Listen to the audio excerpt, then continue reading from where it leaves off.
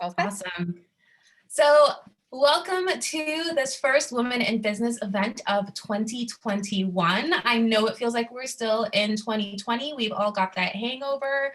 2019 does not feel like it was 2 years ago. It feels like it was last year. So anyone who had a big birthday, big anniversary that they didn't get to celebrate in 2020, we're all just pretending that it didn't happen. All right. So 2021, we're doing it, we're here, and we are excited about building our businesses, scaling our businesses, and having a really, really strong mindset to take us in to this new year full of vaccines and opportunities to go outside. It'll be great.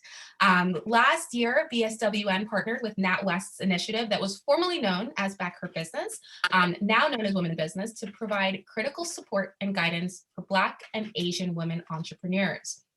So this business startup program wasn't really like a typical accelerator. If any of you have had experiences with those, it really utilized a multifaceted approach to address key obstacles currently facing the BAME community. So that's Black, Asian, and minority ethnic women.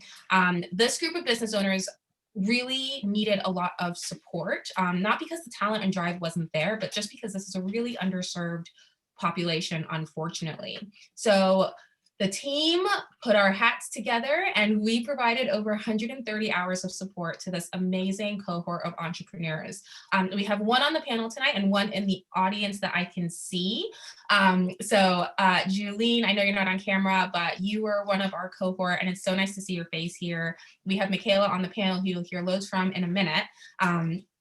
And a key challenge identified was to really understand what options for funding were available to these businesses and entrepreneurs and startups.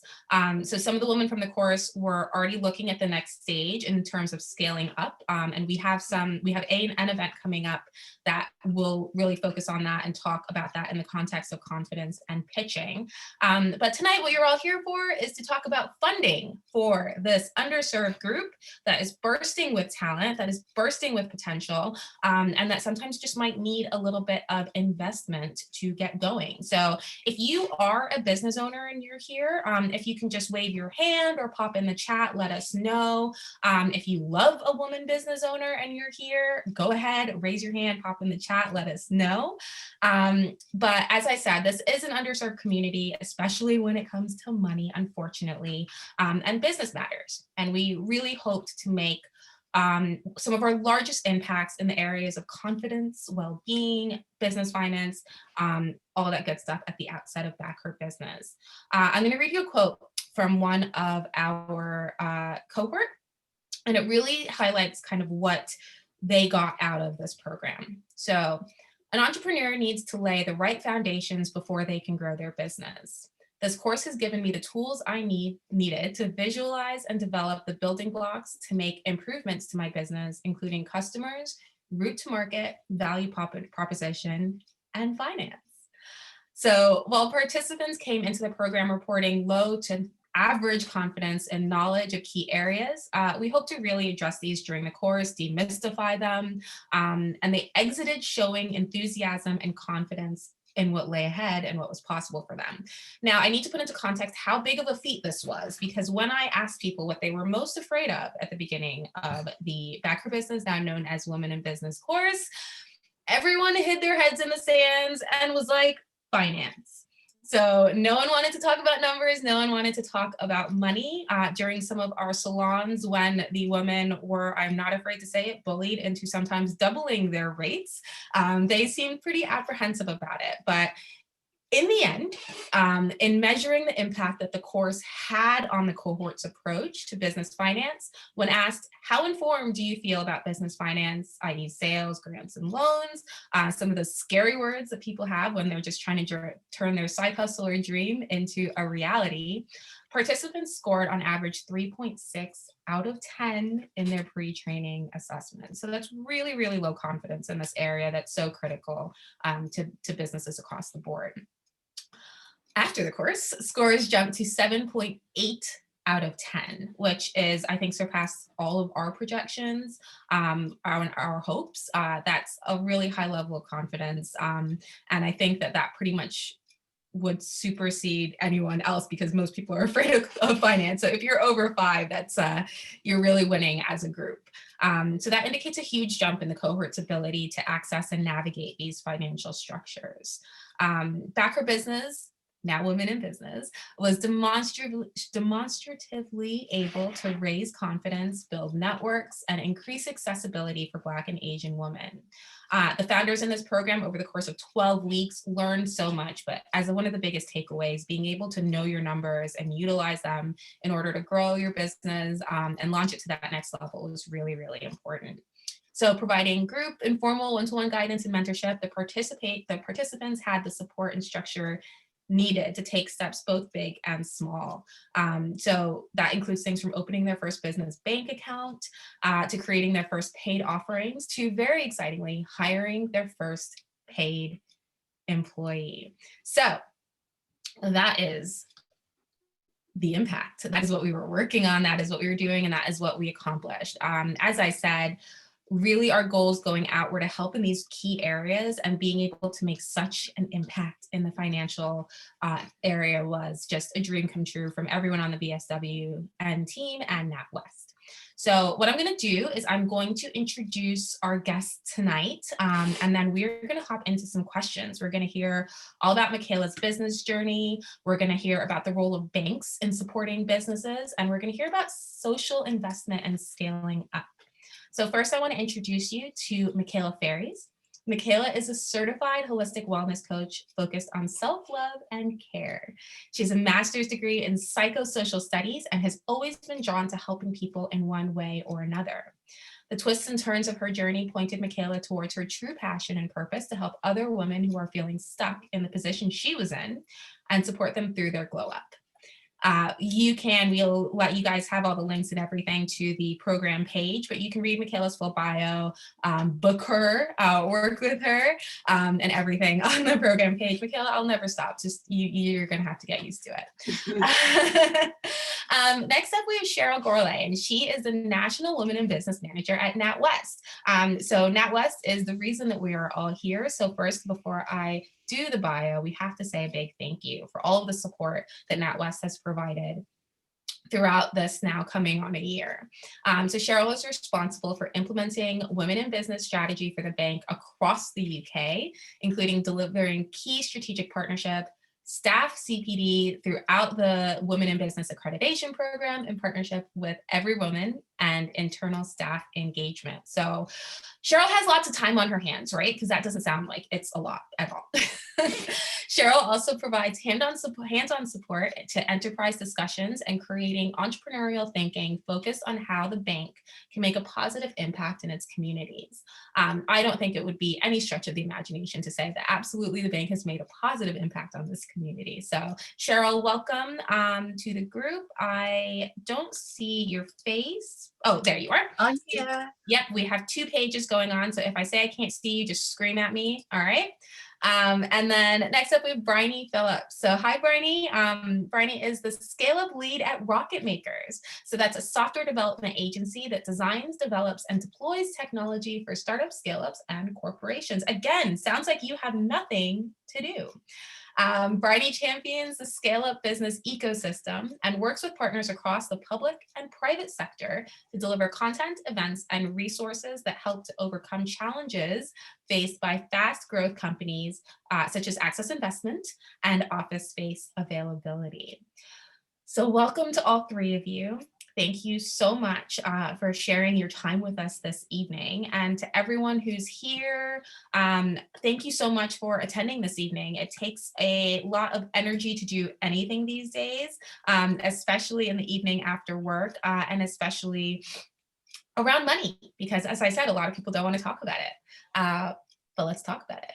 So Michaela, you are in the hot seat first. I am going to ask you some questions. Don't worry, it won't be scary. And I'll say to Cheryl and Bryony, while I'll be asking you questions to kind of follow on Michaela's journey, if there's anything you want to add as we go through at the end, your perspective is so valuable here, and we're going to build and build and build. But if there's anything that you want to pop in, just raise your hand, let me know.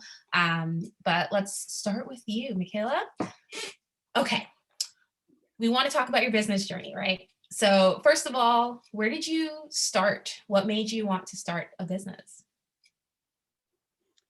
I would say that it wasn't I didn't start at I want to start a business. I started at I'm going to work and I don't like it.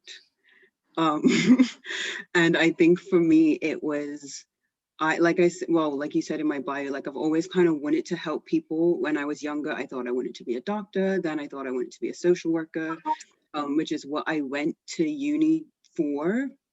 Got 2 degrees. I started to work as a support worker for people with learning disabilities, autism, dementia, a whole range of stuff. And I really loved it at first, but I was just like, this isn't like something just wasn't right. And for me, I was like the epitome of overworked, underpaid, undervalued.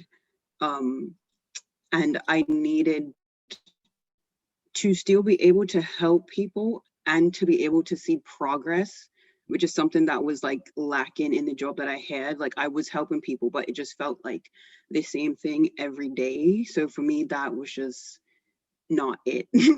um, it was just like really sucking my energy. And I think I kind of deep down knew that I didn't want to stay in my job. It just took me a while to get out. So I did agency work rather than contracted.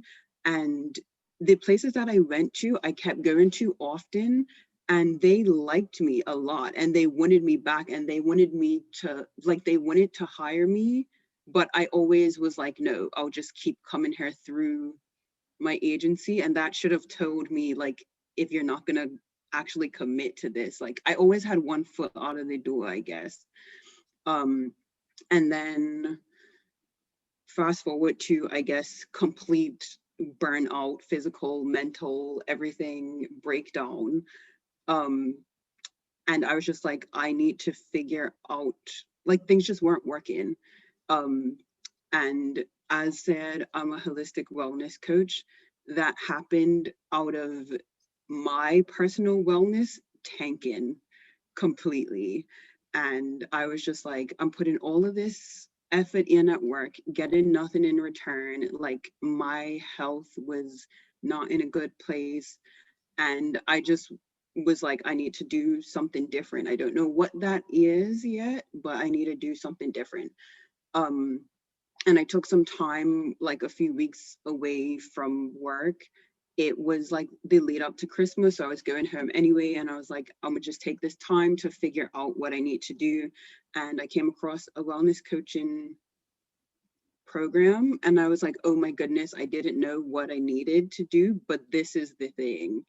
And I just started studying for that and got my certification and kind of said, okay, now I need to make a business out of this because I don't want to take it and have someone else tell me what to do. Pretty much. I think that I just really, really wanted the autonomy to be able to say no to things that I didn't want to do and like the freedom to be able to design my life, I guess, and not just do like what you're supposed to do. Because I would say I grew up thinking that like you go to school, you go to university, you get a job, stick your head down, retire at, well, who knows what the age will be by the time I get to retirement age. But I was like, I don't want to wait until I'm old to have fun. So that's how, like, my backwards way, I guess, of coming into wanting to make a business. That's amazing. I would really question what your concept of old is because it's probably me. So what were your key questions around finance when you were coming into the program? I was definitely one of the people who Bobby said tried to hide.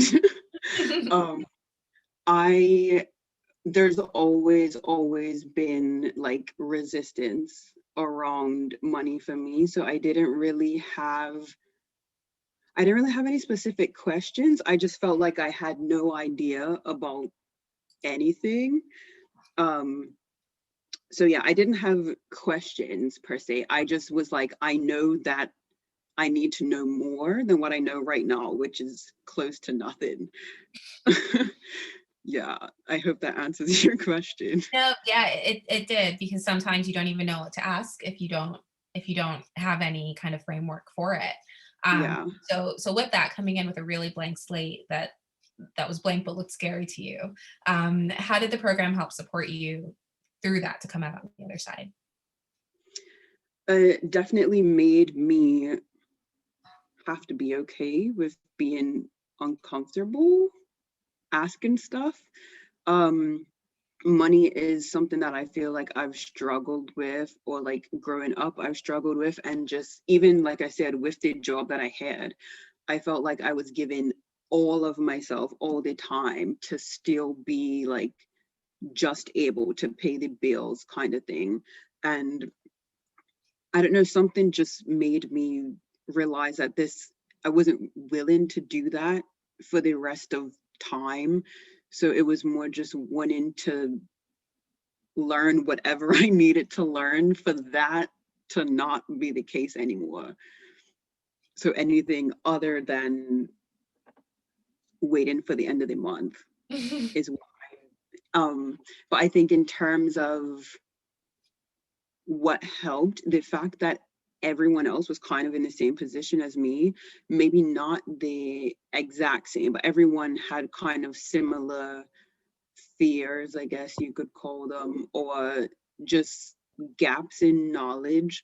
And so that made it more comfortable to be able to ask questions and be like open to the learning, because I knew that it wasn't just me and I wouldn't feel like the just off one in the group. And I guess like you were saying, since in like Black women community, it's not something that's talked about. So if it was me with like in a group of old white guys, it's not something that I would feel comfortable asking.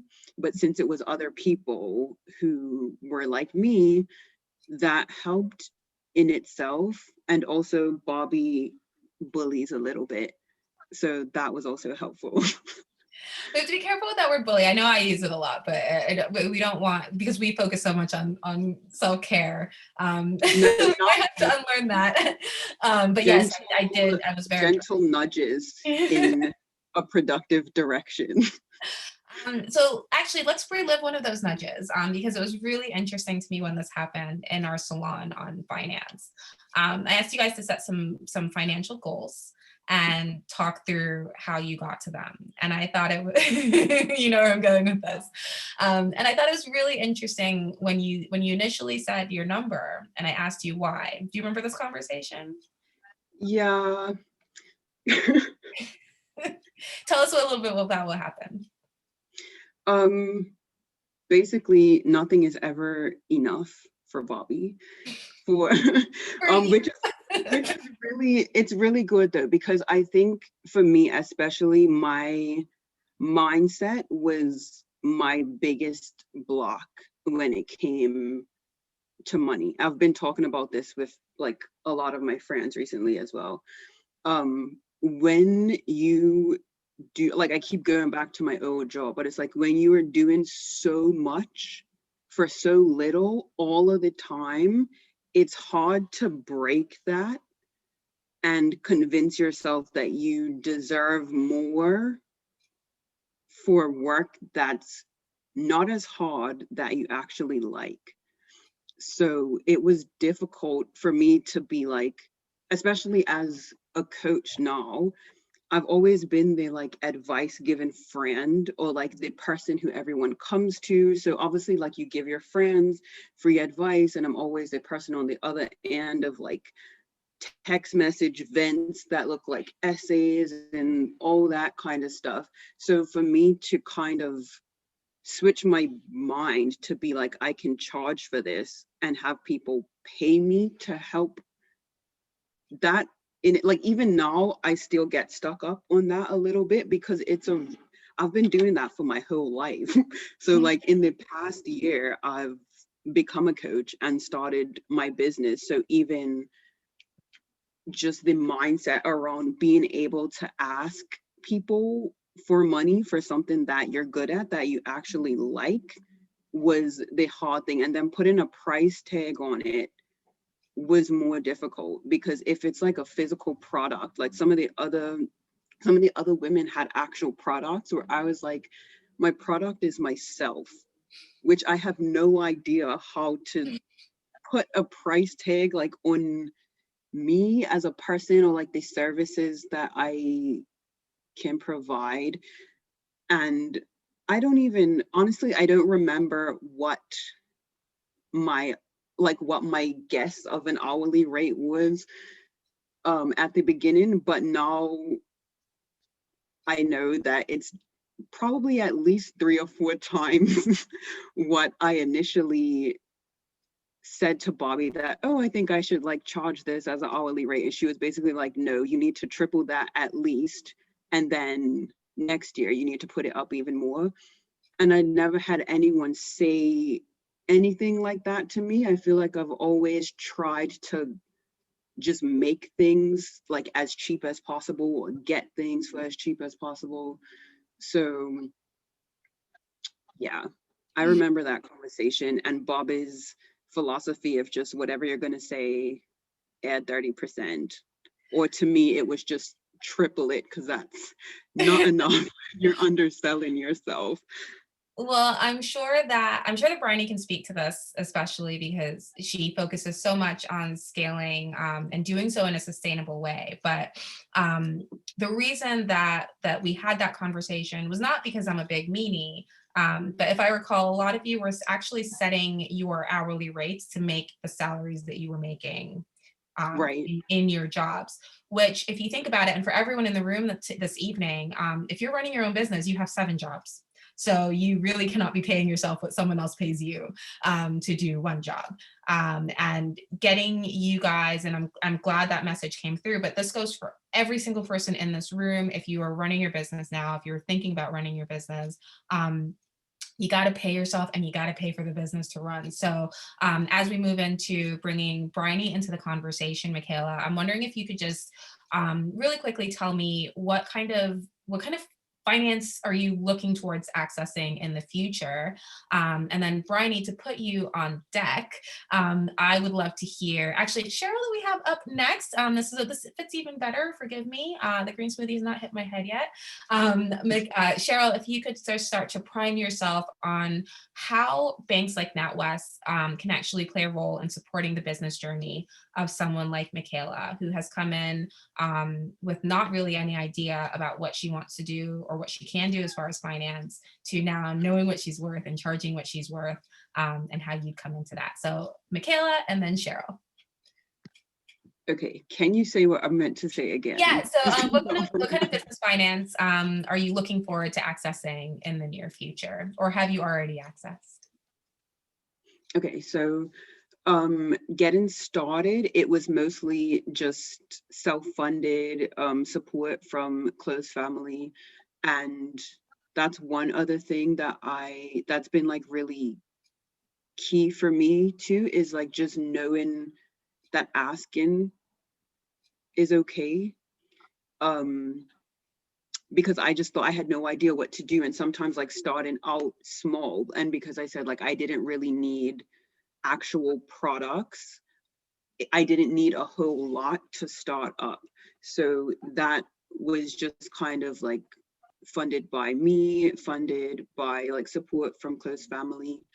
And I would say in the future, hopefully my business can fund itself, because I'll be charging enough. But because like right now I'm just kind of doing one-on-one and group coaching, but I do want to kind of branch into more community initiatives in the future. So when it comes to things like that, it would be more appropriate to kind of access grants and loans and more like bigger forms of funding. But it's just not really relevant to me right now. That's great. And Cheryl, I have a feeling that you're gonna myth bust a little bit here about whether it's relevant. But I'll just repeat the question that I had for you to kick off this portion of our journey together this evening. What role do banks such as NatWest play in supporting the business journey of someone like Michaela and the rest of our cohort? So obviously, hi everyone, and thanks ever so much for having me this evening. So banks need to be open for conversation, and banks play an important part in being visible to support entrepreneurs in their journey, whether it's at startup or scale up. And sometimes it's not always about the funding. Obviously, no, we've covered funding, you know, from Michaela's point of view there. It's about the other support that banks can now offer, sometimes that educational support and those softer skills that will help an entrepreneur on their journey and signpost to the ecosystems. The banks won't know everything, but you know what? We've got a lot of networks, and it is about creating those opportunities to signpost to different organisations that can support entrepreneurs. On the educational side of things, one of the programmes that we run is called Business Builder. And that is there to support entrepreneurs at startup or those already in business to take time to work on their business. Normally entrepreneurs spend too much time focusing on, you know, getting things done, when sometimes they just need to take a step back, reflect on what they're doing. And I can see that's what, you know, from the conversation that Michaela's said this evening, and the encouragement you have given her, Bobby, I won't use the word bullying, the encouragement that you've given Michaela, just to look at things like the numbers, but having that confidence. So banks do play an important part. Banks, you know, need to be playing part of building a community and building a network. The Rose Review that was published by our now CEO, Alison Rose, in 2019, highlighted that networks are really powerful, and creating a network of like-minded individuals, you don't need to be in the same sector or anything like that, but having people that you can speak to and that can relate to the same issues that you might have, or just try a sounding board. You know, banks, you know, can facilitate those conversations, and we've done that with the partnership with Black Southwest Network in creating that platform and that channel where people feel safe to have that conversation, and no question is a silly question. So it's just creating that framework. You know, as a bank, and other banks will do this, we have accredited women in business specialists across the UK where we host regular events. We've got a conference coming up on International Women's Day, and you know, everything we do, you know, we're not a competitive sport. We work with other banks. You don't need to bank with us to, you know, attend our events, but be part of our conferences. And I will share the details of the conference for International Women's Day in the comments in a moment, but it's about providing tangible support and facilitating those introductions. And one tangible support, which, you know, access to mentors and relatable role models. So as a bank, we've partnered with Be The Business to roll out a mentoring programme for female entrepreneurs. It piloted in the West of England Combined Authority and Leeds City region, and it's been really successful, and we're now planning to roll that out across England. Again, that support is out there, but I think it goes back to the point Michaela made earlier. There's probably a lot of information out there, but you don't know what you need to ask, and that's where banks play a vital part of that ecosystem of connecting people and bringing the, you know, the entrepreneurs and the organisations together to make sure people are aware, because there is so much brilliant support out there. However, there's probably too much sometimes, and it's a case of you don't know what you don't know. No, that's so true. And thank you so much for offering to drop the links in the chat. And we'll definitely make those resources available to everyone that's here and watches the YouTube video. So I'm going to put you on the spot a little bit. Apologies. Just wondering if, because we want to talk about useful and accessible resources that there are for businesses to access on their finance journey. I'm wondering if, you know, please touch on that, but is there, if you could start with something that's really surprising that the bank can support you with that people wouldn't necessarily think, or something that you've seen in the years that you've been doing this that has made a big impact for businesses or even a single business. Hi. Oh, sorry. Hi, yeah, yes, we're juggling. Oh, she's gone now. She's run away. Sorry. Kids and Can pets. you repeat that question, Bobby? Kids and pets are welcome. Just wondering if you could, you know, signpost a few more accessible and useful resources that businesses have access to on their journey. But if you could start with something that you think that people might find surprising that they can come to NatWest or any bank with, that they maybe wouldn't know could support them? Yeah, I guess it would be, any bank can lend money, but it's that educational, that wraparound support. So one program that I'm really proud of is our Business Builder program, which is open to all at any stage of your journey. I guess it's a bit like Netflix. You sign up and then you can dip into and out to different workshops that are relevant to you. There's access to events, content that will just support the business. And again, it's not like you have to be a bank customer. It is there to support all entrepreneurs. So it's open to all, and they run lots of different events. So I guess that's probably one of our best kept secrets. We're getting the noise out, the message out there. But we've obviously changed our programs, obviously the impact of COVID. We still have our accelerator hubs across the UK, however, they're currently closed at the moment. But our Business Builder program, is probably a support that many people might not be aware of. It's amazing. And I'm actually a graduate of the Accelerator Hub back when it was eSpark. And having been on the other side now with making Business Builder available and using that to help this cohort, just for my entrepreneurial journey, it's been so helpful. So when Cheryl says this is the best kept secret, I really hope that changes and that so many people feel like that they can and should access these resources, because it's an amazing thing that's been open. I'm going to go ahead and ask everyone to put themselves on mute, if that's okay, except for you, Cheryl. Don't mute yourself. So Cheryl, thank you for that. And again, we'll drop those links into the chat and make sure that you guys can click through. And if you have any follow-up questions on that, definitely let us know. Put them in the chat. Cheryl, some of our cohort were social enterprises. And a lot of times social enterprises, they're bootstrapped. They feel like they have to struggle, bleed themselves to death, and they end up burning out because they don't really know where or how to ask for resources. And again, these enterprises may not have the books behind them to get a business loan or any number of things that traditional businesses kind of have those open routes to. Oh, that wasn't my dog for once. It was mine. So what support can banks provide for this type of business? So as a bank, NatWest has an independent charity called Social Community Capital. And that's aimed at social enterprises, not-for-profit organisations, predominantly for those that can't get that traditional bank finance. And they have a team, that charity is independent to the bank.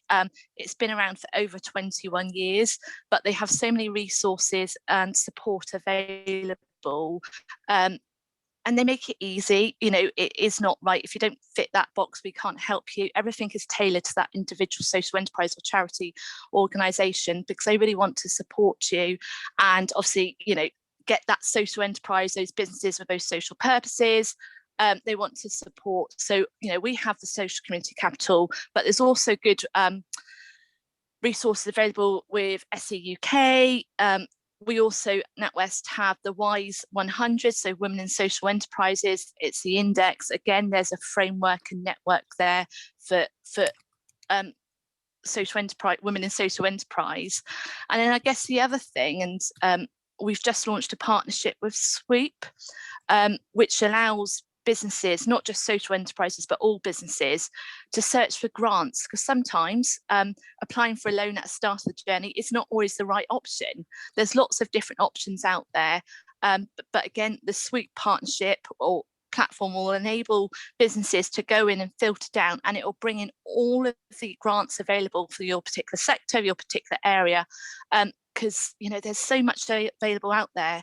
But again, it's going back to my point, you don't know what you don't know. So this is what brings it all into one place. That's also available. Yeah, I think, SE UK, NatWest Social Community Capital, Sweep, they're all good starting points, but there's so much resource out there. I could, probably go on and on, but I won't. But very happy to follow up with anyone if they've got any specific requests that they need support with, because it is about signposting and connecting. So very happy to take any of those conversations offline, Bobby. It's amazing. Thank you. So I'll ask you one last question, and then I encourage you to be a complete menace in the chat and just drop those links. That would be absolutely welcome. I'm wondering if you could, hi. Wave. Hello. Are you? But I can't see you. There? Oh, no wave. Hi, sweetie. We're back to school this week, so it's quite exciting. Yes. What is your hope for the women business owners here? For your child behind you, for anyone who wants to dream big and do their own thing for 2021. What's your hope that they can make happen? So I guess my hope, and for me, it's about making sure people have the support available to them and they're aware of it. But those that are on that early stage, or even those looking to grow, it's making sure that they know where to go for support and making sure that we can continue supporting them.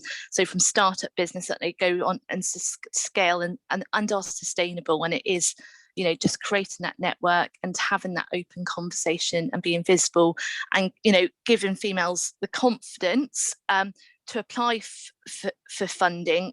When we get businesses applying, women-led businesses applying for funding, they normally apply for less than that they need. And Michaela touched on this a bit earlier. So having that confidence to think, you know what, I am worth that. I do need that, and knowing your numbers is a key part of that. But yeah, but also another thing is that well-being, because I think we've all got burnout at the moment, and it is just taking time to take a step back, breathe, and think, do you know what? It's okay. I don't know every answer, but I know someone that can support me. And so it is creating that community. Yeah. So long-winded answer there, Bobby, but it's about creating a support community for everyone, where everyone feels comfortable of asking for help or taking, that commitment to support someone else. So yeah, I will just continue with that pledge. That's amazing. And I really wish we could talk about that all night. Usually I make people do breathing exercises in these sessions. We don't have the time for it tonight, but with you on that well-being front, you can't make money if you can't sit up straight and work. So you have to take care of yourself first. Cheryl, thank you so much. Now, Bronnie, we're going to segue into where you or someone like you can come into this conversation. So I don't think anyone goes into business to go broke. I don't think anyone goes into business to go stagnant. I'm wondering if we could begin reflecting on Michaela's journey and your experience helping people scale up. What is the right time for a business to think about going to that next level? So they've got the funding, or they don't, but they know that where they are now is just a stepping stone to where they want to be. Yeah, good question. I think it's a fascinating challenge, and one which I can't help but start by talking about the language. And I think growth and the kind of great proposition of scaling up, in inverted commas, is a big one and can be quite intimidating. And I think, Michaela talked about taking on your first employee, or, building out your team. And, that's when you've got, should you wait until you've got capacity and energy and you've got a break in business in order to kind of build it? No, absolutely not.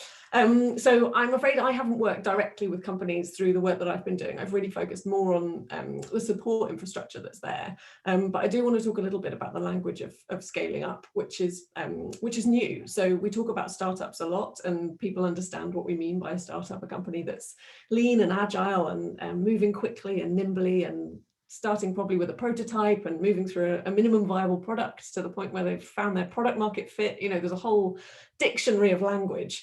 Scale up only came on the scene in 2014, and a scale up, technically, according to the OECD, is a business which has been around for 3 years or more, and at the beginning of those 3 years had 10 people and has grown 20% or more for those 3 years. And then once you've done that, which feels like a massive achievement, you've grown either in turnover or staff numbers, that's the point at which you can access funding or support specifically tailored towards a scale up. So that probably feels quite far away for a lot of the people on the call tonight. And I think therefore it's difficult, because when you look at as I say, the language and the organizations, the support organizations who associate themselves with scale up, they are looking for £1 million turnovers. They're looking for really significant size businesses businesses. And so actually, when you are an individual running your business and your turnover is a bit more modest than £1 million, then you're probably looking for, actually, when you've got your infrastructure and your support infrastructure set, then you're in the best possible place to grow. And that might mean you've got advisors or non-exec directors on board who are helping you to really identify, okay, you've got repeatable business here, and you're starting to build up your monthly recurring revenues, and you're starting to be able to put your prices up, and so you're making a bigger margin, and you're in a position to take a bit of a risk on growth. And to take someone else into the team. Or, you know, you've got a really exciting new proposition, and this is where business is so amazing, right? Because everyone's different. Like, have you got something for which you are creating a market, and it's an entirely new product or service, and you need to move really fast in order to make the most of that market, because otherwise someone else is going to cut through and beat you to it. So, you know, there's a right time for growth and scaling up, to use that language. And it's different for everyone. And I think just being aware that the opportunity is there is really the answer. So what are some lessons that people who are not at that, you know, not turning over millions of pounds, what are, when they're thinking about growth, when they're thinking about expanding, whether that's, you know, paying the person that's been working for them just because they're friends, or like you said, bringing in a potentially new product line or capitalizing on a new opportunity. What are some lessons that the smaller business can learn from some of these businesses that are going through maybe that technical scale up phase, or going out and looking for VC funding? Someone running a successful business out of their bedroom might not be thinking about venture capitalists, but what are the lessons that kind of run through kind of any type of these businesses at that growth stage? Yeah, good question. I think there's, you know, a lot of similar themes. So the challenges that I would hear large growing organizations talk about related to specific themes, and the ones that can come up most at the moment are around markets and export, because of, let's face it, Brexit, and the challenges that that's brought with it. And I think, you know, that applies whether you're a small business or a large one that's been around for a long time. The second most important and significant challenge is skills and talent, and within that, actually, organizational culture is really significant as well. And that's an issue. You know, one of the scale-up experts, a guy called Reid Hoffman, talks about having your cultural co-founders, which I think is a really beautiful phrase. And it's he talks about your first 100 employees being your cultural co-founders, and they're the people who are kind of setting the bar as far as the organizational culture. And I think you know, it's easy to lose sight of that when you've got an awful lot of other plates spinning and you're trying to grow your business. And actually, you know, how do you also prioritize the culture? So that's a key thing. And for larger companies, skills and talent really means accessing enough of the skills and talent, finding the right people at the right volume, at the right time, in the right place. And that proves to be jolly difficult. And then the third issue is around finance. Looks very different to early stage funding, but there's a lot of similar trends, as you say. You know, venture capital, the early stage version is probably some of the stuff actually that Michaela talked about in terms of, you know, friends and family supporting that early stage, perhaps a gift, you know, all those different nuances of what that relationship looks like. They're all relevant all the way through the journey. You're just dealing with some cutthroat venture capitalists by the time you're taking a couple of million or 20 million off them.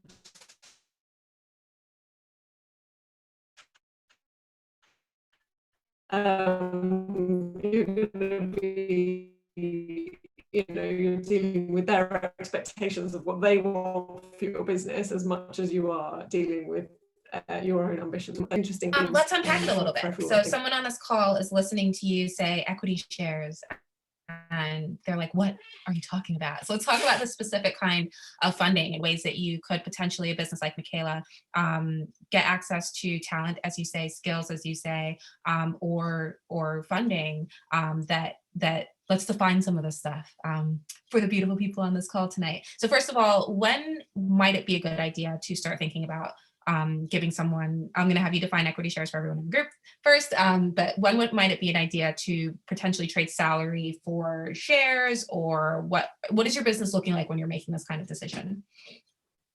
Well, I mean, I don't think it's ever early enough to make those kind of decisions. They're kind of baked into the principles of what your growth plans are for the business. You know, if you have ambitions to deliver a 10x or a 20x return on your business, then you should be thinking about who you want your co-founders to be from the beginning. And that means you're thinking about equity shares and thinking about, so to define them, you know, what individual tiny portions of your business which you're selling to other individuals or organizations in return for a percentage ownership of the company.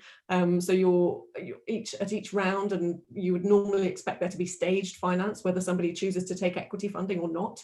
You might expect that your first support, as far as finance is concerned, might be a loan or a grant or bootstrapping or family and friends. And then as you move through, there will be different points in your growth at which you will need another injection of capital or funding. And so, you know, you would then reassess your options and consider, am I in a position now where equity funding might be an option for me, or is it not? And I think thinking very seriously about equity is something that I can't encourage people to do enough. So essentially, you know, funding falls into two categories: debt and equity. And essentially, equity funding is going to set a certain range of expectations for your business in terms of what kind of growth is anticipated by those people who've bought a share in your company, but also in terms of how you are going to run it and how it's going to grow. And so actually, if you're not the kind of person who's got a significant appetite for risk and isn't looking to grow really quickly, then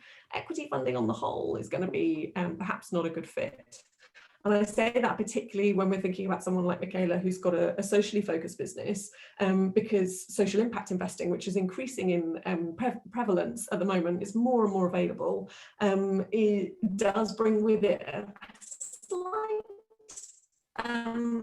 challenge in that.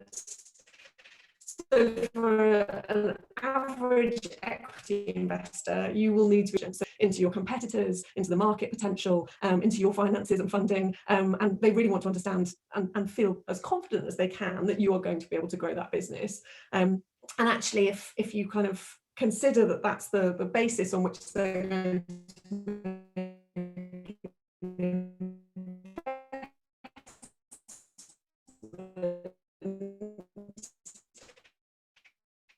you really need to be really confident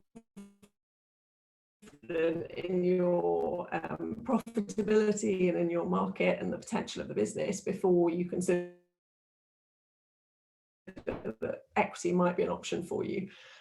So I would be saying, you know, think very carefully about, as you move down, you get to the grant funding, which might come from different organisations, and loans, and then equity being the kind of bottom of the pyramid, you know, the one you pick last, basically.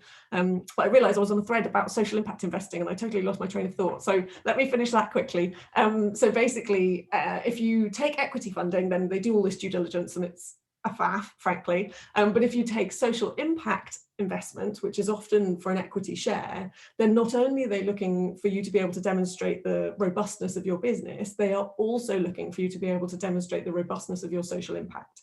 And so you end up in a position where actually for a lot of these funders, and there's some great ones out there, you've got two metrics that you've got to be able to demonstrate, basically. And so if I was an early stage company looking right now, if I didn't have an idea that needed to move really quickly, I didn't need a huge lump of cash, I'd probably be thinking about a grant or a loan before I thought about equity. That's so helpful. Thank you so much. And I love tangents, so I appreciate every single one. So can I ask you, in your work at Rocket Makers, and with the resources that are out there, which they're plentiful, but as we discussed, they're not always signposted.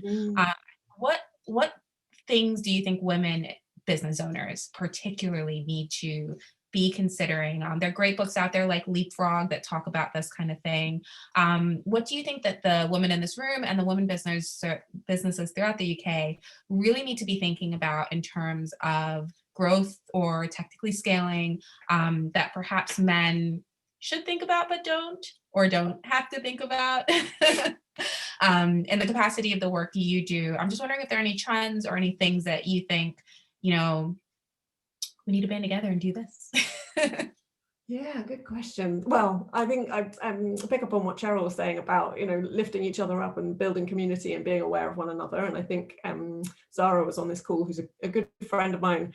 And, she is the most fantastic champion for all of the other women in business that she knows. And I think, being in a position and making a commitment to do that, for all of us to do that, I think is an important thing, particularly in light of, some of the statistics. So they say that £1 in every 100 of equity investment goes to a women-led business or a female business, and that's a really low number.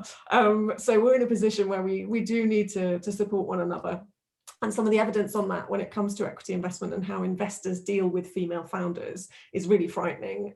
So there's some really good qualitative evidence which suggests that investors will actually ask negatively leaning questions or more challenging questions of a female founder, where for a male founder in the same situation, they would ask questions that really build them up and start to build on their proposition and assume a positive inclination towards that business. And so we are starting from that as a baseline, and I think therefore we really need to support one another as much as we can.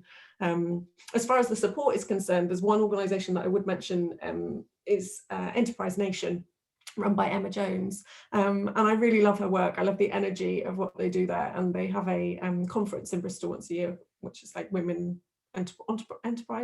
enterprising women, something along those lines. I don't think they've had it for the last couple of years, COVID, but there are networks like that which exist for us to support one another, and so finding the one that works for you or creating one for yourself, amongst your friendship group, is something I think that we do need to do to build our confidence up and to remind ourselves that there are some really awesome people to work with. I've had one of those classic examples recently where I've had a couple of interactions with people from the creative industries, which have just reminded me that not everybody talks in consultancy and management speak all of the time, and you can be human, and it's actually, really beautiful thing to have an email exchange with somebody who is not just relentlessly dull in the way that they talk. So, we need to find our tribe and make sure we support one another, I think. That's amazing. I'll ask you the same question I asked Cheryl to kind of close the segment. What are you hoping for women like Michaela, for the women in this room, for 2021 in terms of business?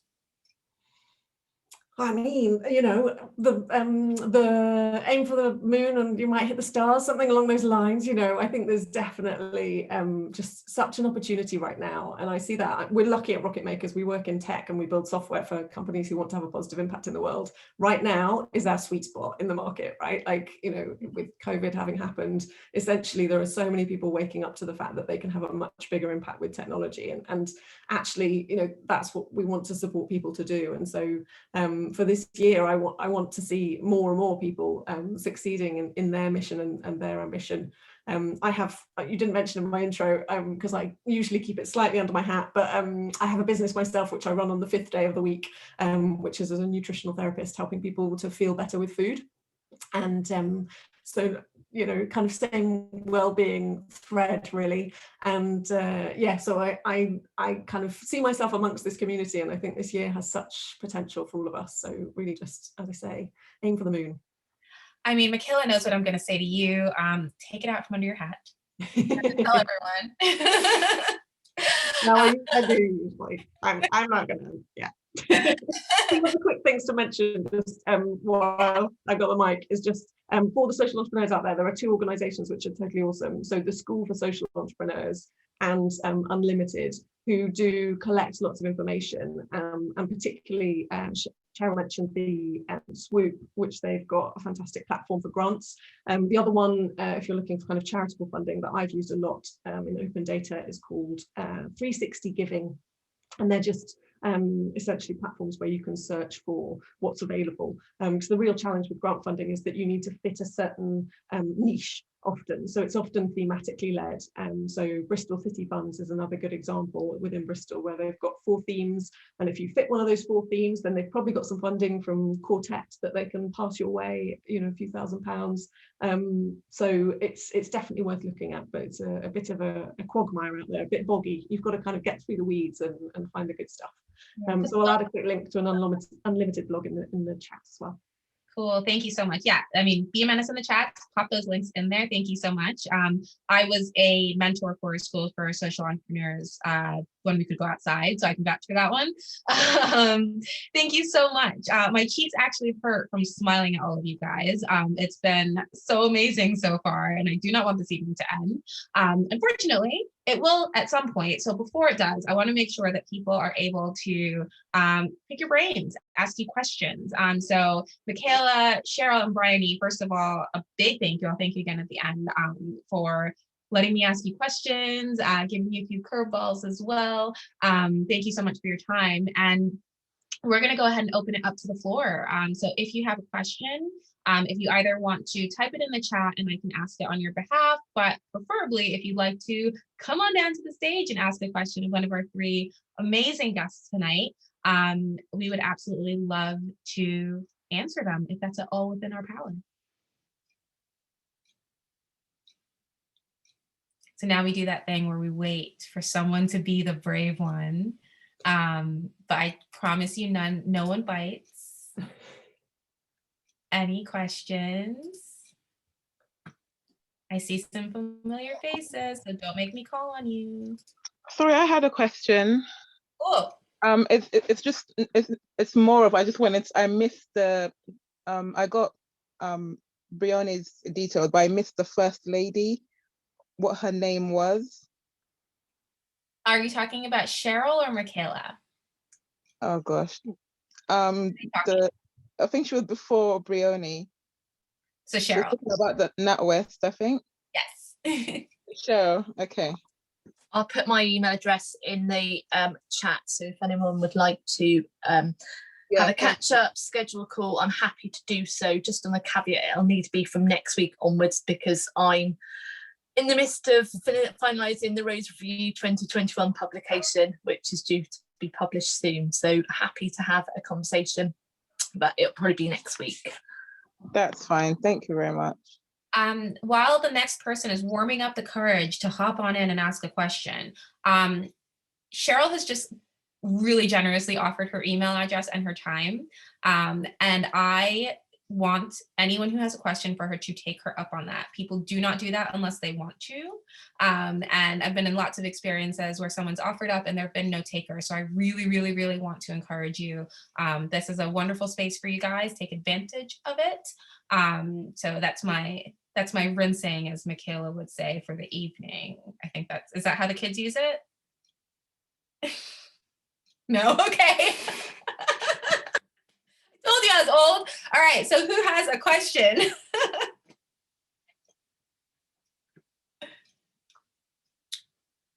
Anyone want to type one? I know you guys have questions and you're shy, but it's okay. It's a safe space. I'm going to go ahead and ask one, but I really would love someone to be on deck for when I am done. So Michaela, oh, we got one. Saved by the bell. I want to pronounce your name properly. So if I could get you to hop on the mic and say it if you are comfortable asking your question yourself, or just give me a thumbs up or a thumbs down in the chat. Hey, I can ask the question. Cool.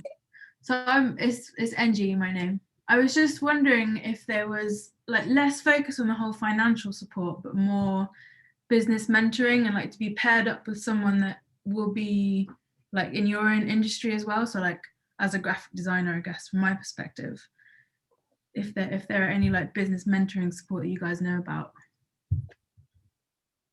So I can take a stab at answering that one at the moment. So we've got the Be the Business mentoring program, and in there's like an algorithm where you put in obviously your sector, your specialism, and where you want support from. It's a bit like Tinder, I'm told, but I've never used Tinder, where you can then match yourself up with a mentor. The other mentoring program that we offer as a bank, which is done via my colleague Shania, who some of you might have met through some of the workshops last year, is we have our Power in Our Communities mentoring program. I don't have a link, but I've got a QR code flyer that I will share with Mina and Bobby to send out afterwards, which, you know, again, that's matching up with expertise in NatWest. And in NatWest, we just don't have traditional bankers. We have our design studios, our media team, and all of that. And there's, you know, on the form you'll put what sort of support you want, and we'll try as best as possible to match you up with someone. Again, that's a free service, and you don't have to bank with us. So I can certainly send those details out to Mina and Bobby to share with everyone. What was the name of it? Can you spell it or just say It's it again? Power in Our Communities. So we've been running lots of webinars under that umbrella, you know, where we've interviewed ethnically diverse entrepreneurs, got them to showcase and tell their stories, and there've been some brilliant, you know, they're all been brilliant. So I'll also send the links to some of those, because, you know, they're inspirational. And for the Southwest, you might know Kalpna Wolf. She was one of our latest interviewees, and it was just, feedback was superb. So I can share that, and details of our Power in Our Communities events as well. I'll send that via Mina and Bobby. Okay, great, thank you. And Angie, I'm a designer, and Hey. so I'll put my email in the chat too. Feel free to email me anytime. There is on Facebook, hop into Bristol Girl on Facebook. It's not a business community, it's just women in Bristol, but it's always worth asking a question like that in there. If there are any creatives that might be willing to chat with you, anyone looking to mentor. I believe in the sandwich model of mentoring. So you want to mentor someone below, and then you also need a mentor, someone to help and someone to help you. So Bristol Girl is a great place to chat. The rules of social engagement is more social media marketing, but there are lots of creatives in that group as well on Facebook. As I said, you're free to email me. I'll pop my email in the chat. And Creative Scale Up. I don't think that I think they have their cohort right now, but there's loads of funding, and there's loads of mentors in various aspects of businesses that are helping the cohort. So I'm not sure of their schedule. I am a mentor on that program, but it might be worth looking into to see, first of all, what they're doing, when they might be doing it again, and similar things that might come up. So that's Creative Scale Up. On that, Bobby, I can offer a minor update. So we're hopeful that there will be another cohort, which will be happening sometime in the next 12 months. So I work with Nona too. And then there's also going to be a secondary program for earlier stage organizations, including, because of course Creative Scale Up technically works with people who have 4 or more employees, but they are hoping to create a version of it which is for earlier stage organizations with fewer employees. So definitely worth kind of signing up. So you can find that through the Growth Hub at WECA, the West of England Combined Authority, or just Google Creative Scale Up and you'll find some deets in there. Yeah. Amazing. And WECA is amazing. I'm looking at a flyer from a course that I ran with NatWest Media Center to help creatives break into tech. So WECA is always throwing money at amazing programs for creatives, which is really nice. And I would just highly encourage you, email me, stay in touch, and we can definitely have a poke around and see what kind of things are out there. Great, thank you. Absolutely. Thank you for your question. So we have a question from Bianca. Bianca, would you like to ask, or would you like me to ask on your behalf? It's always so exciting to see if someone's going to come off mute. Yes, you please. Okay. So any tips for completing bid writing for nonprofits, social enterprises, or CICs? It can be very intimidating and scary. I've never done it. So yeah, I imagine it can be, but I haven't got personal experience. I mean, there are organizations who will help with bid writing, and often they will do it for a fee only if you win the bid. So I don't know if that extends to CICs and social enterprises, but it might be worth looking at. But yeah, I have limited contribution other than that, I'm afraid. Cheryl? I would signpost to one of the social enterprise organisations that we've obviously signposted this evening, so SE UK or Bryony. School for Social Entrepreneurs might have someone within their ecosystem that might be able to support, but again, it's not something that we've had experience with. But I can make a couple of inquiries with our social community capital team, but I think they will signpost to SE UK as the first point of call, the support. Amazing. They do often have programs for earlier stage companies as well, so it's possible that you could get that support through some kind of mentoring program if they're running one. And Michaela, I'm not being a jerk. I just don't think you haven't written any bids now. Okay. To answer Salima's question, can we please get the links mailed to us? Yes. So I just sent you a message, but I just wanted to let everyone know that that's why we want to kind of have everything dropped into the chat. We'll go ahead and send those out.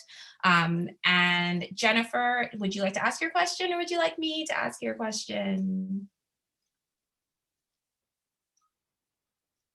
Oh, I think you were just asking for the list. So yes, we have answered that question. I was asking if you could put a list together of resources with regards to mentorship and any other materials that can help service-based businesses that are starting out.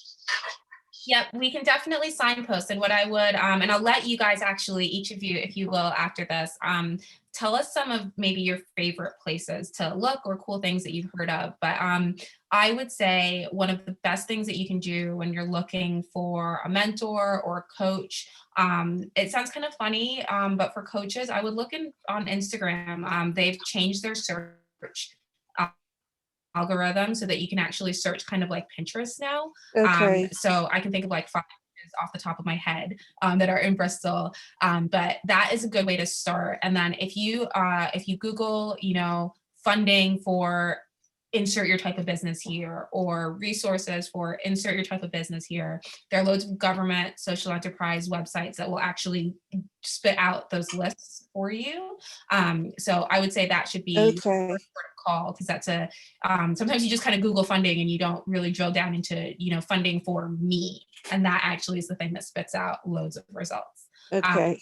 Yeah. But if the three of you could actually chime in as well, because I know we all have different kind of tips and tricks to Google foo and find what we need. Thank you. Michaela, because I know you spent many a night looking for resources. So where have you been hunting? Back Her Business.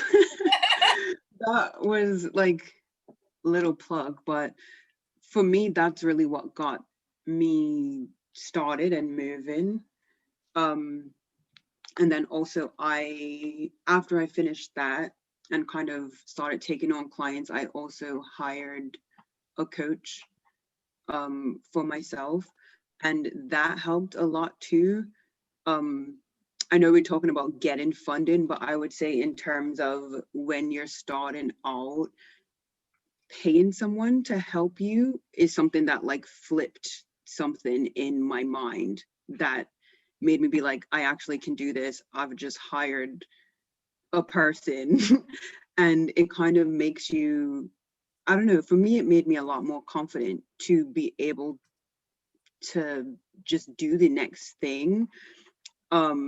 So I know that's like sometimes it's not the right thing if you are like looking for something for free, but I would say look for something like the Back Her Business thing that BSWN did.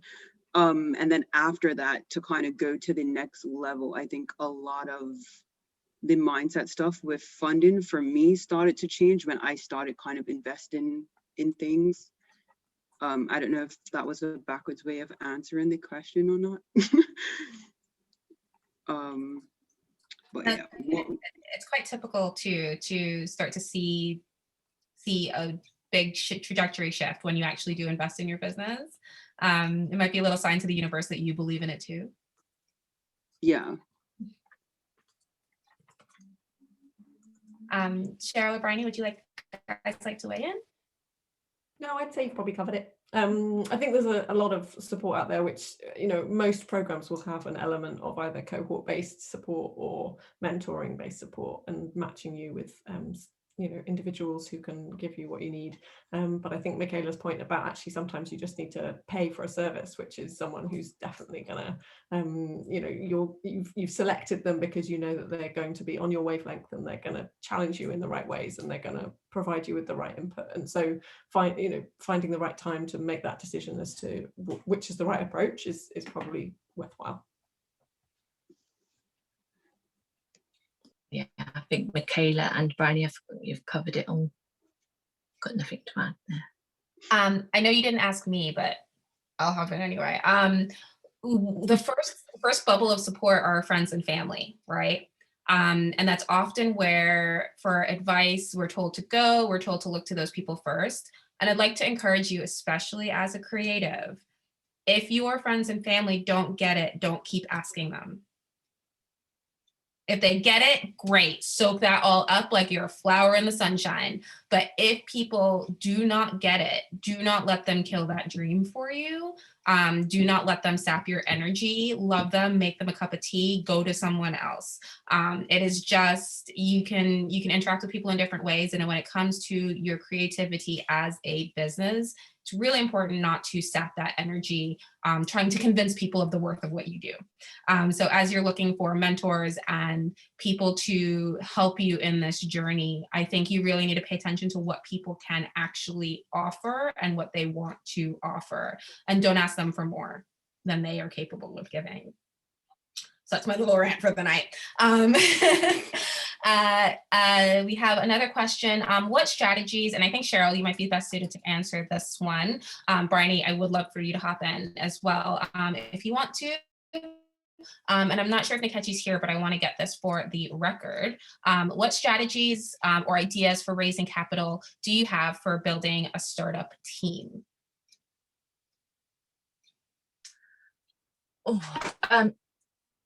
Networks, surrounding yourself with people that can support you, knowing what you're asking for and knowing those numbers. So being bold in what you need to ask for. It's always better to go in higher. So if you don't get that higher figure, then obviously you can get to what you need to. You know, Bryony mentioned the figure earlier in regards to, you know, only 1p out of every pound goes to female founders in terms of investment. You know, 84p goes to males, and the rest is obviously to joint partnerships. But it is being bold and being brave and having the confidence to ask for that help. Yeah, I think that, you know, yeah. Sorry, I lost my trail of thought there, but I think I've covered the answer there. And I'd probably just add, I think I would really emphasize the first thing that Cheryl said, which is about networks. And actually, so much of fundraising is in your social capital, your own network of who you know and who they know. So what we call the strong ties, the people in your own community, and the weak ties, the people who they are connected to.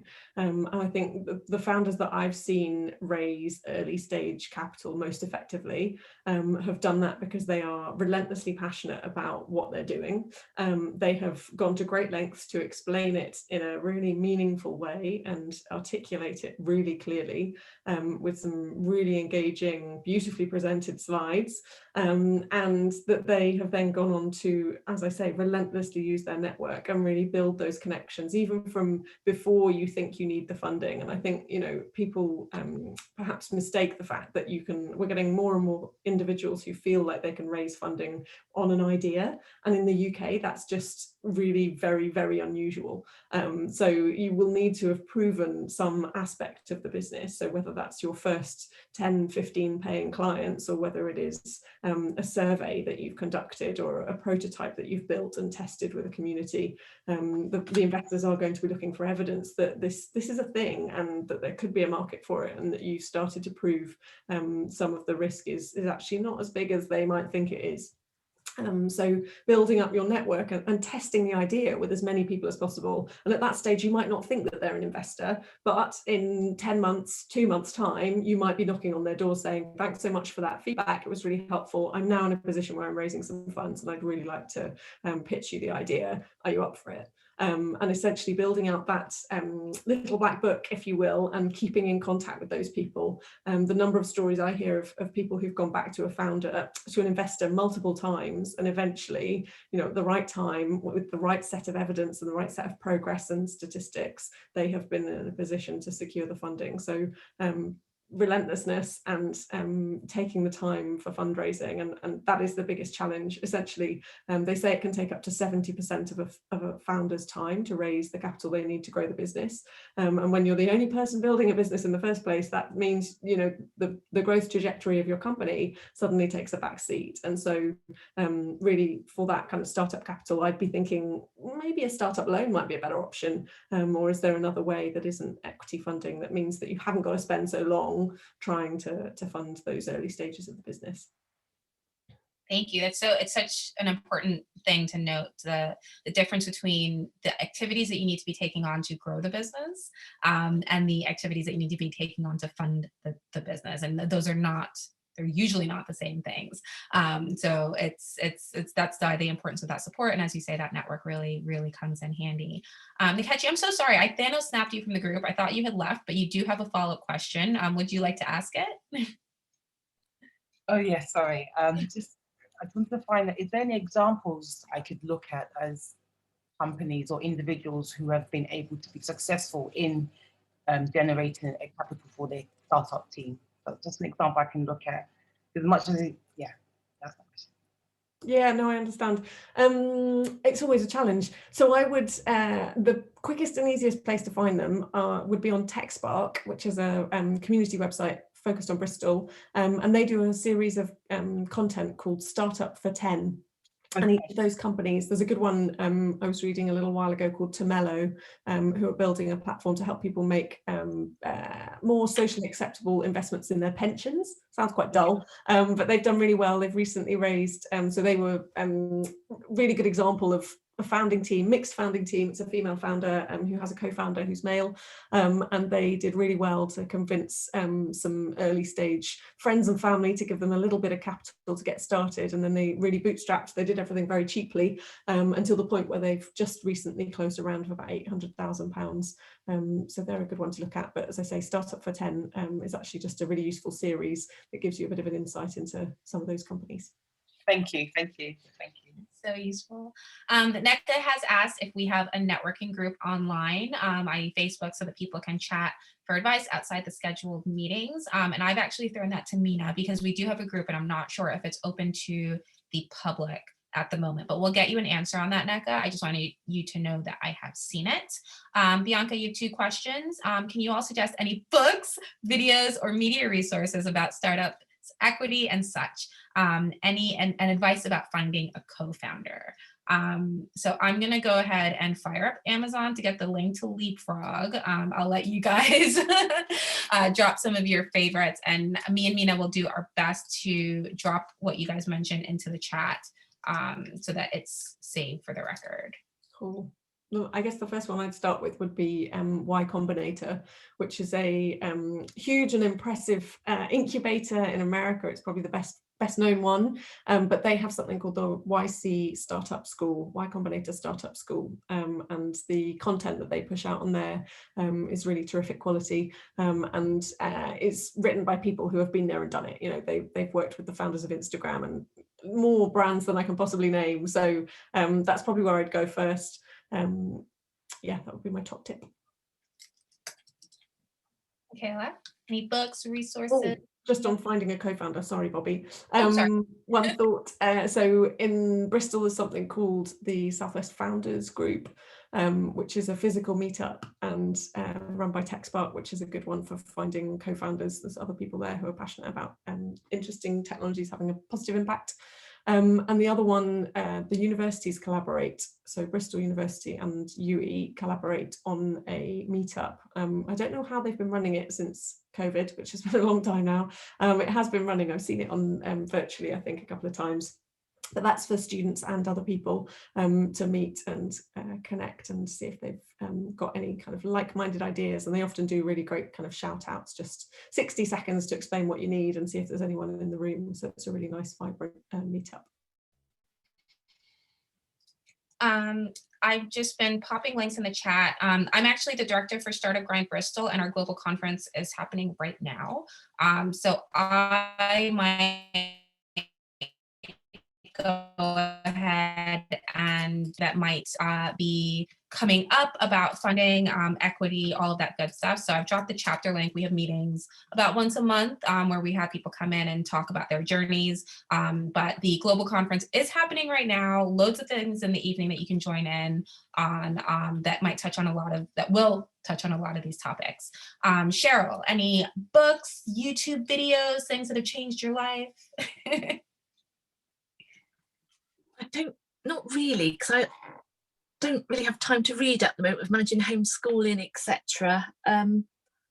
No, not that I can think of off the top of my head, unless you talk about Biff and Kipper, which is the children's books for 4-year-olds. So sorry, Listen, nothing to add to that one.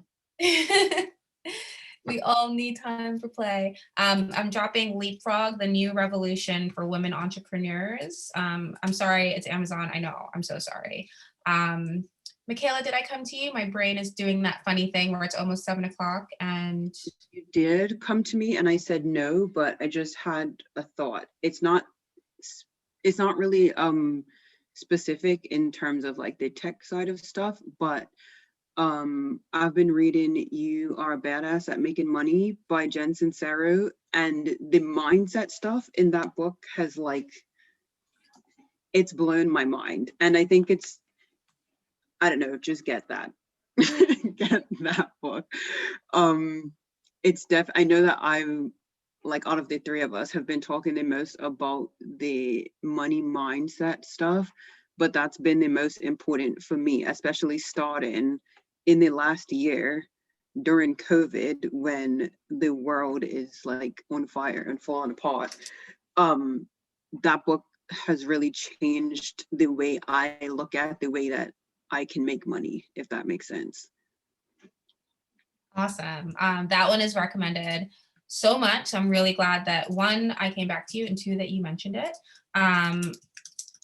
Before we start to close out, because guys, ladies, I should say, except for you, Kevin, it is coming to the end of our time together. So again, these are rapid fire links going into the chat. We will be condensing them, don't worry. I'd love to hear some closing thoughts from the 3 of you. You can be as brief as you want, and then I will do some housekeeping. Mina will do some housekeeping, and then I think it is dinner time, bedtime for all of us. So I'll go Michaela, Bryony, and then Cheryl. In closing, just thanks for the opportunity to come and talk about this stuff. If you asked me to do this last year this time, I would have 100% said no. But yeah, when Bobby was my coach in the Back Her Business initiative with NatWest and BSWN last year, that really helped me to get started and to even be comfortable talking about money or even thinking about money. And now I'm comfortable enough talking about money to do it to 25 other people at one time. So yeah, a lot can happen in a year, even if the world is on fire around you. And the other thing that, Bobby, you said, which I take with me all the time now, is not to get advice from people who are not in a position you want to be in, or if they don't specifically know about the thing that you want, then don't do it, because you'll get your feelings hurt, or people will try to shut you down.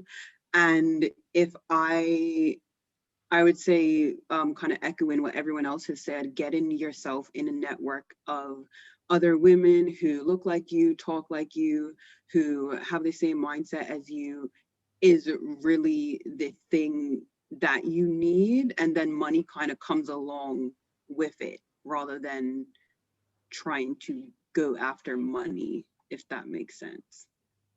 Thank you. That's it.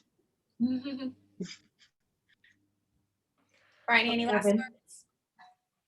words? So a quick thing that I didn't mention when we were speaking earlier, which is just a useful frame, I guess, to think about in terms of how you are selecting funding when you're thinking about this. And I think I say this all with acceptance and enthusiasm about what Michaela just said, which is money is not the goal, it's the means to the end, it's not the end. And I think so considering it like that is a really important thing to really focus on. And remember that, as you said, you know, it's a tool for growth. You've got to also focus on how you're going to grow the business, because otherwise that funding isn't going to be secured. So 3 things. Think about what the amount of trading income you think you're going to be able to secure as a business, because if you're not planning on making any trading income, then that means you just need to focus on grants. So if your business is entirely socially or environmentally focused, then you really need to just look at grant funding and don't look anywhere else. Second is, what's the level of profitability that you think you can achieve in the business, and what kind of return might you be able to deliver over a 5 or 10 year horizon, because that's going to determine whether or not you can accept certain types of funding.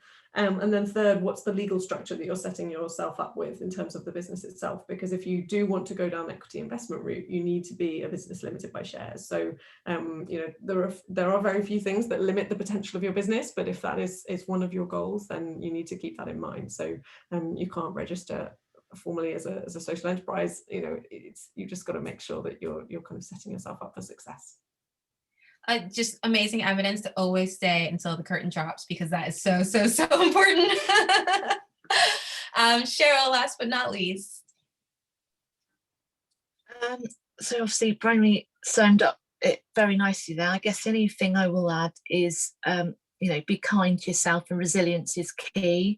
And we've talked about confidence this evening, and you know, I think the themes come out as that imposter syndrome, but just put those negative thoughts to a side. You can do it, and you know, you've got a wide range of people here that want to help and want you to see you succeed. And it's not, you know, don't be afraid to ask for help. But I think, you know, be kind to yourself, especially in the current climate. That is, I could not think of a better note to end on. So guys, thank you, especially to our panel. You guys are amazing. You women are amazing. Thank you so much. I dropped the link to blackSouthwestNetwork.org/back-her-business, back-her-business 2020. No more hyphens. Make sure that you check out that page for a roundup of what we've done, what we're gonna do, the cohort. We do, Cheryl, I'm so glad you said that at the end. We do have an event coming up on March 15th, same time, same place, where you are right now. Confidence and self-awareness, pitching your business. So this is so important, and we will be looking at mindset. We will be looking at all those components to confidence that are involved with being a woman who runs her business. I have about 15 seconds. I just want to say again, a huge round of applause. If we could all rub our hands together and do a big clap on the count of 3. Thank you guys so much for joining us and spending your evening with us. 1, 2, 3.